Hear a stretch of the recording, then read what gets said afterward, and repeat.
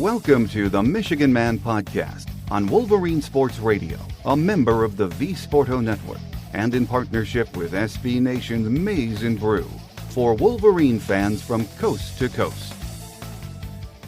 Go Blue and welcome to the show. I'm your host, Mike Fitzpatrick.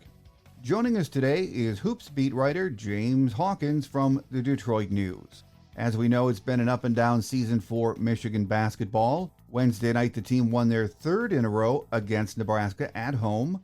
Juwan said he was happy with the early offensive balance, but he gave credit to the defensive play for generating most of that early scoring. Well, it was great to see that offensively we made plays because, we was also playing unselfish. Our defense, of course, has generated a lot of our offense, starting with the second unit when you had Terrence Reed, Jace, Will, and Joy. And that crew's, I guess at that time it may have been Doug with that group. They were very active defensively.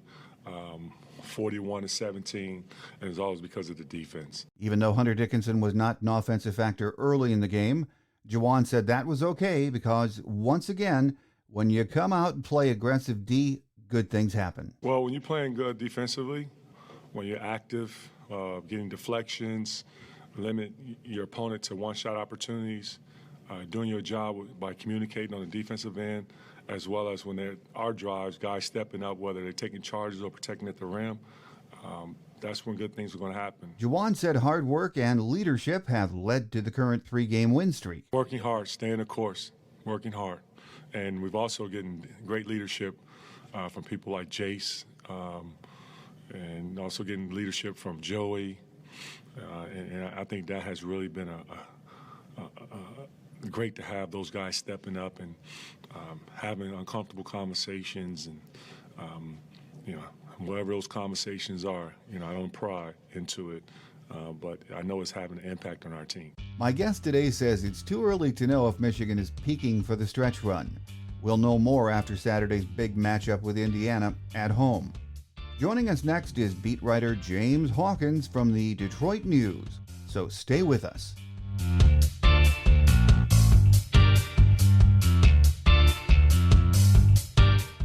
Joining us on our Game Day segment this week is Michigan beat writer James Hawkins from the Detroit News.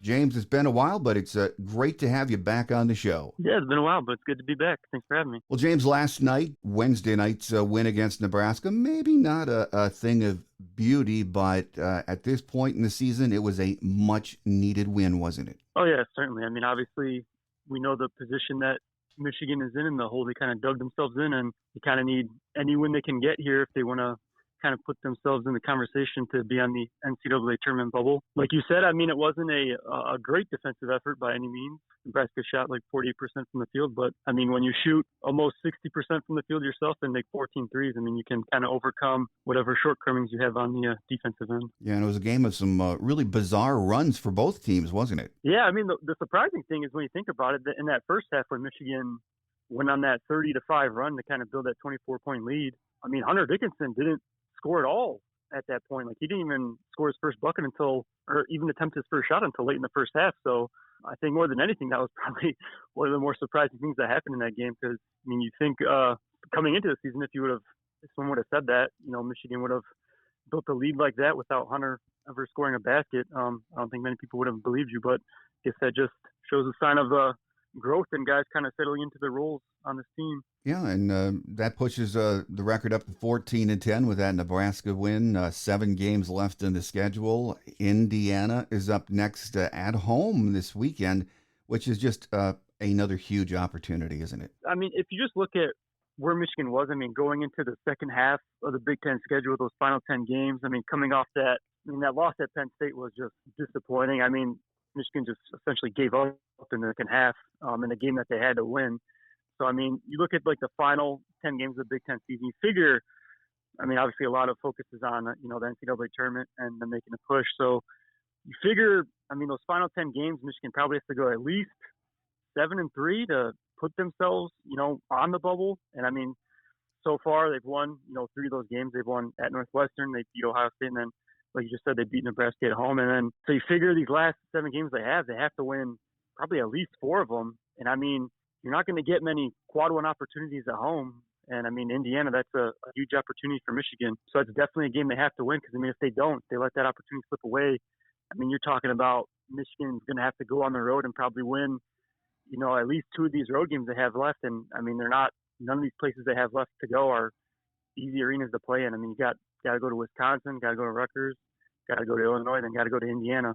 So, I mean, just emphasize the importance of picking up this win against Indiana, because if you don't, you got to go into one of these places that isn't easy to win. Well, James, usually at this time of the year, when you get to the point where you have 7 games left, it sort of is what it is. We've seen the negatives from this team this year. They're pretty obvious, but there's still a lot of positives to look at, aren't there? Yeah, I mean, I think the biggest problem with this team all year has been its defense. I mean, that's no surprise. I mean, that's no secret to anyone that's watched this team all season long. But I mean, you can just kind of look, at this 3-game win streak that they've had. I mean, just kind of look at what the defensive efforts in the first 2 games against Northwestern and against Ohio State. I mean, they kind of held Northwestern below 40% shooting from the field, which is something they've only done a couple times in Big Ten play. And that's obviously a number that Juwan Howard cites. That's kind of the number that they aim for defensively, to kind of hold opponents 2 or under.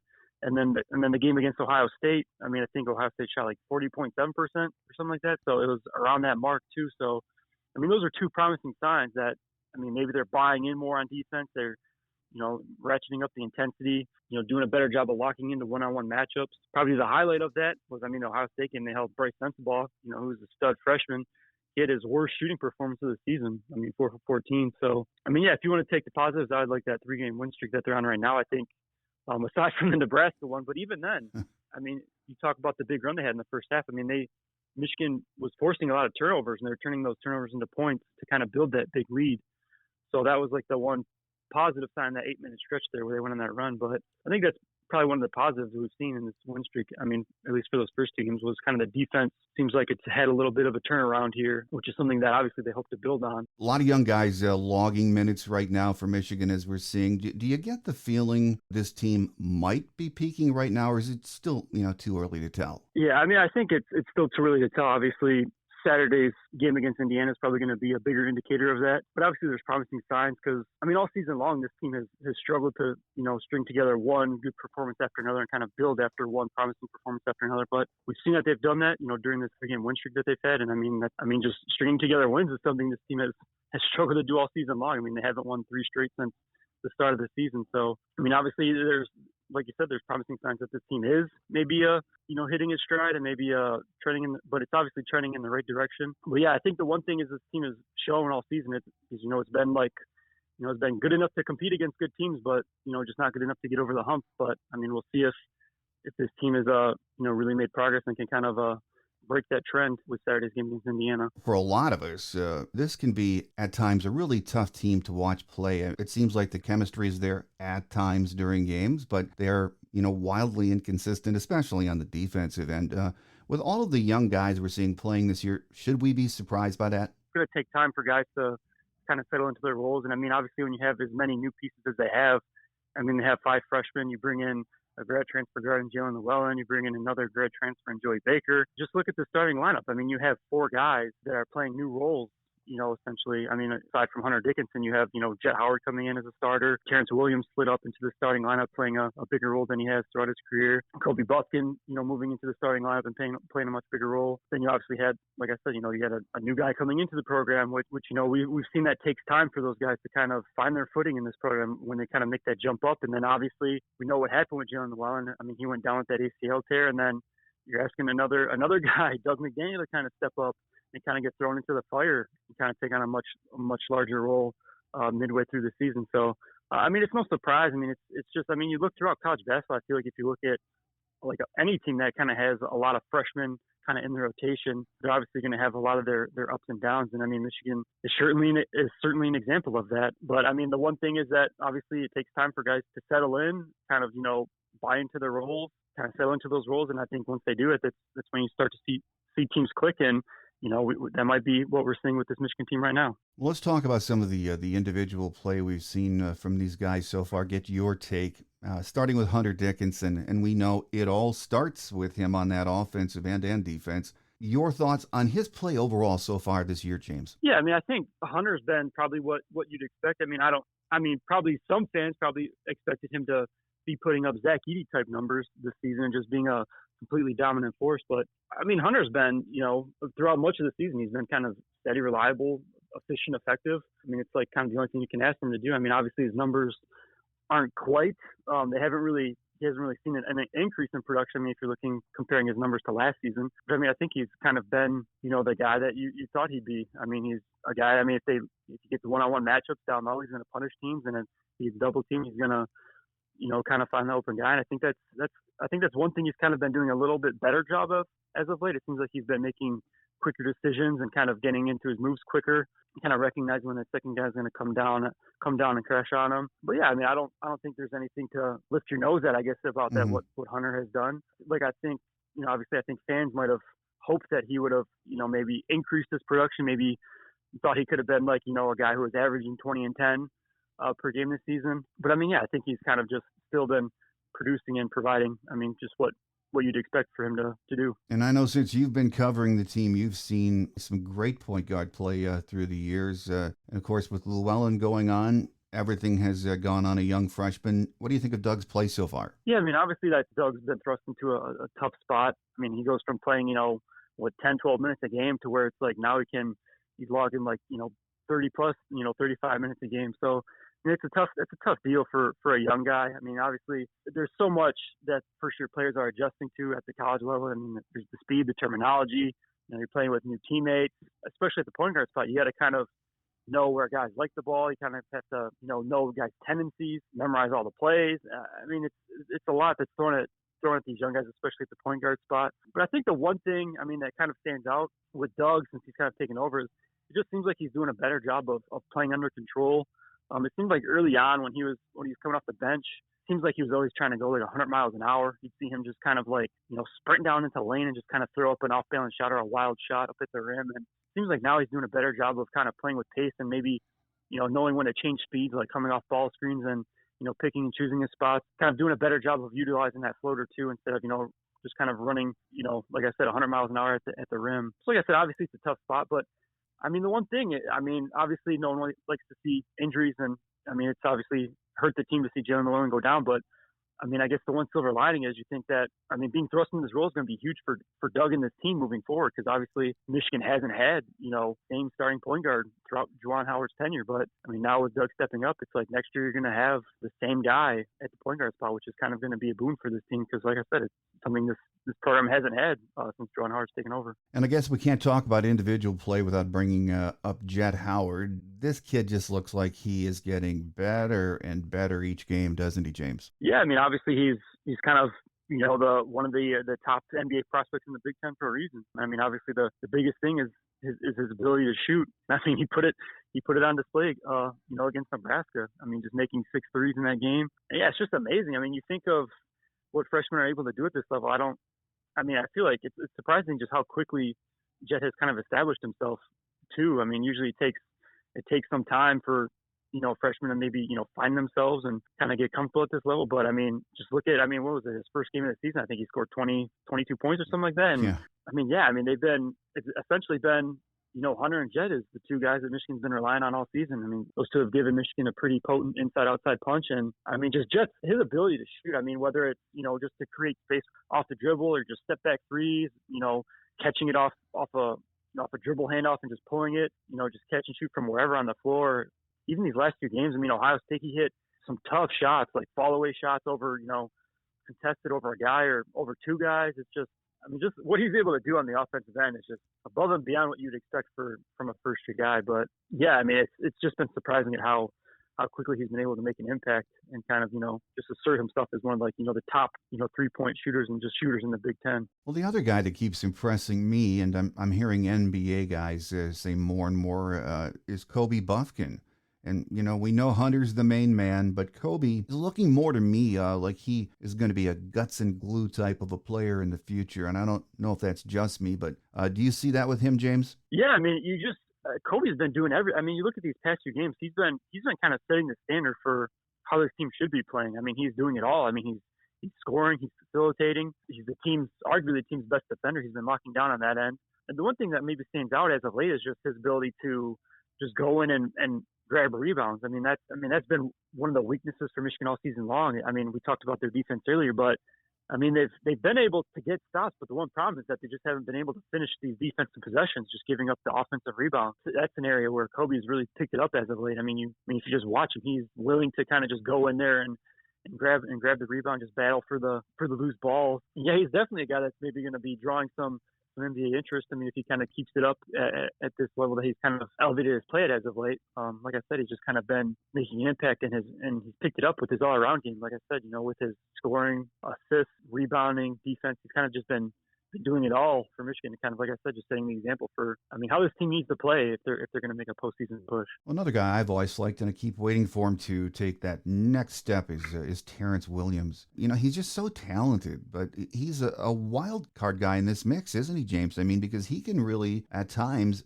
really take over, can't he? Yeah, I mean, that's the thing. Like, I was a big Terrence fan, especially late last season. Like, I was someone who thought that he maybe should have played more. But obviously, we saw the impact he made late in the season, like when they went into Ohio State and they won there without Hunter Dickinson to kind of stamp their ticket into the NCAA tournament. I mean, Terrence played a big part in that, I think, because he scored 18 points in that game. And then, we remember what he did, in the NCAA tournament when over Tennessee that got them into the Sweet 16 when he had those two big offensive tip-ins. So he's always been a guy, like, assistant coach Phil Martelli always says this whenever he talks about Terrence, but he's a guy that impacts winning. And I think the thing is, like, when he moved into the starting lineup, I think a lot of people just expected him to kind of pick up his production, and obviously that's just something that he hasn't been able to do. And I mean, the one thing that kind of stands out is, like, late last season, his 3-point shot was really, really a weapon for this team. But I mean, as we've seen this season, it's kind of like, that was kind of one of the things to watch is, like, when his volume goes up, is he going to be able to,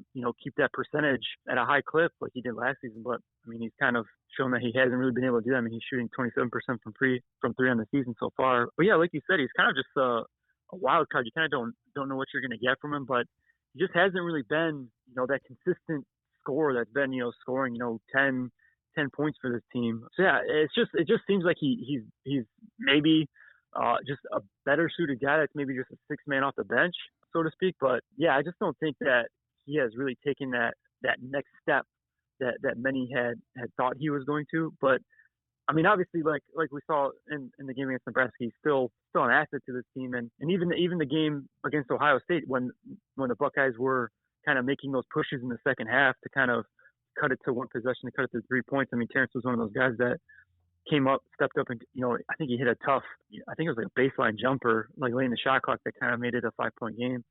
So I mean, he still obviously has that knack to kind of make tough shots when they need it. But yeah, I don't know what it is, but he just hasn't really kind of taken that step that many had hoped and expected that he would this season. Well, Juwan's also getting a lot of bodies into the games.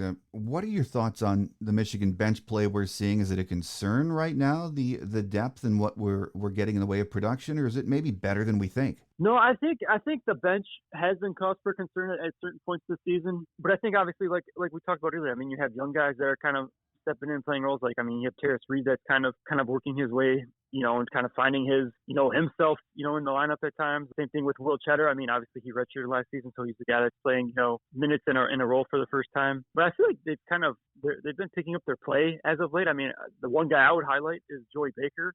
I mean, just look at what he's kind of done these last 3 games. I mean, he's hit 2 or 3 threes during this win streak for Michigan. And I mean, when you have a guy that can come off the bench and kind of give you that type of production and, just kind of help space the floor for Hunter, I mean, that's huge. But I mean, obviously, like I said, I mean, throughout this entire season, Michigan has had its ups and downs. And I mean, the bench has kind of been the same way. They've kind of ridden that same type of roller coaster. I don't think they've produced as much as you would like and would hope. I mean, obviously, just against the Nebraska game, I mean, the second unit was the one that kind of really helped blow that game open when they went on that huge run. I mean, Jace Howard hit a corner 3. Then you had, like, Terrence Reed was out there. He kind of deflected a pass and stole and scored on a fast break on his own. And then, like I said, you had Joey Baker, scored 3 buckets in like a minute stretch or whatever that kind of capped that spurt. So, I mean, if you can kind of bottle up that type of performance from the bench moving forward, like they had in the Nebraska game, I think it's going to be a huge boost and would bode very well for the team moving forward. Well, final question before we let you get away, James. We're well into the Juwan Howard era of Michigan basketball. And even though it's been an up and down season so far, do you think when you look big picture, he still has this program on a good trajectory? Yeah, I mean, obviously that's. I think there's been a lot of talk. Well, I would say amongst fans. I mean, obviously they're looking at the overall job that Juwan has done. Mm-hmm. I mean, obviously you kind of look at his first season. Obviously, it's kind of hard when a guy steps in and he just kind of takes over a team. Kind of pin that season on him. I mean, obviously that was what I think they went 19-10 that year, and 10-10 in Big Ten play. And then obviously, I mean, you can look at what they've done since his second season. Obviously, we know they won the Big Ten regular season title. Fell a shot short of reaching the Final Four. But I mean, obviously the following two seasons seems like the team has, taken steps back. Obviously, last season was another roller coaster ride up and down. They kind of backed into the NCAA tournament, made the Sweet 16, and then this season kind of been the same thing. But I mean, I think the thing is, I think the problem is a lot of people are comparing him to John Beilein, which is, I mean, understandable. I get it, but I think you got to separate the two. I mean, obviously, and the one thing that, Juwan kind of needs. I mean, you got to give Juwan Howard kind of time to kind of fix these things. I mean, obviously, we know he took over a program that was thriving. I mean, look, Beilein's last two seasons, what I think they won was back-to-back 31 seasons or something like that. I mean, it was a team that had a remarkable stretch of success that not a lot of programs can match in the country. So, I mean, I do get, the fans' frustrations about kind of the team's record. I mean, I think since that second season, they've kind of been, I guess you could say just mediocre overall. Mm-hmm. But I mean, obviously you got to remember that Juwan was a guy that came in with no, college coaching experience. And I mean, Beilein was a guy that had 3 decades of experience. And when he kind of turned this program around, like I said, obviously completely different situations that, from when Beilein took over to when Juwan Howard took over. But I mean, I think you got to give Juwan Howard maybe time to kind of fix things and turn things around on his own. Because like I said, I get, fans are frustrated. They think that, I mean, obviously John Beilein had, like I said, he kind of set a high bar for this team. I mean, where he kind of left this program, like I said, I mean, they're consistently 25 plus win seasons or what have you. I mean, time will tell, like with anything. But I mean, I think you just have to give Juwan time, like I said, to kind of figure things out and give him the chance and the opportunity to kind of fix this thing and kind of turn things around. Because I mean, like, who knows what's going to happen the rest of the season. I mean, then Michigan could go on a run, and then I mean, obviously everyone would forget what happened, the first few months of the season. Because I mean, one thing too is, like, you remember Beilein's final few years. I mean, Michigan really wasn't. I mean, there was maybe one year where they were in the Big Ten race, but I mean, the one thing with Beilein's team was they always hit their stride at the right time, and they always took off in the postseason. So, I mean, who knows what's going to happen? Like I said, with this season, but I mean, I think you just gotta kind of be patient. I'm not gonna sit here and say how much time you need to give Juwan before maybe his seat starts to heat up, but I mean, it's also kind of hard to kind of dismiss, like I said, what he has done. I mean, he has won a Big Ten regular season title. He took the team to an Elite Eight. I mean, he has. I mean, for all the struggles the team had last season, he did manage to take them to the Sweet 16. So it also just sparks that debate over, what matters more. I mean, what defines a team's success more in a season? Is it the postseason? Is it the Big Ten? Were they fair in the Big Ten? I mean, that's all part of the, I guess the debate. But I mean, as of right now, I mean, Juwan has Michigan tied for second place in the Big Ten. I mean, obviously the standings are jumbled and everyone's chasing Purdue, but I mean, he has him in position to get a bye in the Big Ten tournament. Obviously, they still got work to do, but I mean, who knows if he can get this team in position to kind of make the postseason. Then, I mean, when that happens, like we've seen last season, it all turns into matchups and how you and anything can happen come March Madness. Oh, absolutely. And again, as we record this morning, we're 14-10 in the season 7. Huge opportunities coming up. So plenty of basketball yet to be played and write this season's story. With us on our game day segment today has been Michigan beat writer James Hawkins from the Detroit News. James, as always, it's a pleasure having you on the show, and we thank you for being so generous with your time and look forward to that next visit. All right, no problem. Thanks for having me. Take care, Mike.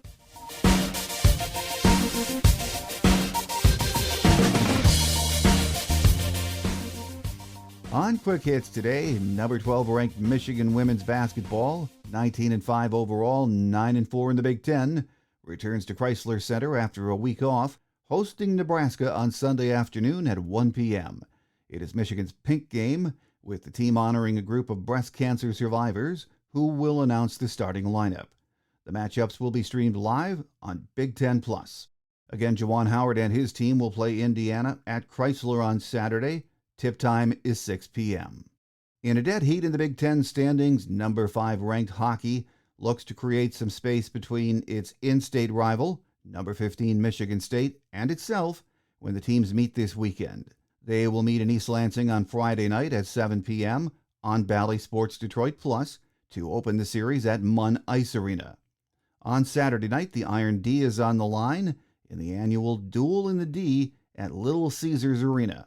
Game time is set for 8 p.m. and you can watch it on ESPNU.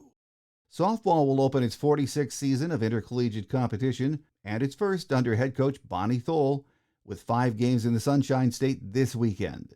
The Wolverines will open with head-to-head matchups at South Florida at 6 p.m. on Thursday, which is today, at USF Softball Stadium in Tampa. Michigan will then travel to Leesburg for the Spring Games Tournament, facing Colgate at 1:30 p.m. on Friday, Western Kentucky in an 11 a.m. doubleheader on Saturday, and Portland State at 9 a.m. on Sunday. Baseball will get their season underway next week. That does it for another show. Make sure you tell your family and friends about us, and tune in again next week. Have a great Wolverine weekend, everyone. I'm your host, Mike Fitzpatrick. Until we meet again, take care, and as always, go blue. Thanks for joining us today on The Michigan Man, here on Wolverine Sports Radio, a member of the V Sporto Network, and in partnership with SB Nation's Maize and Brew. Our listener lines are open 24/7 for your calls at 313-263-4842. That's 313-263-4842. Or email us at themichiganmanpodcast@yahoo.com. That's the Michigan Man Podcast at yahoo.com. The Michigan Man Podcast is produced at the studios of Robin Lynn Productions, Allen Park, Michigan, and is not affiliated with the University of Michigan. Go Blue!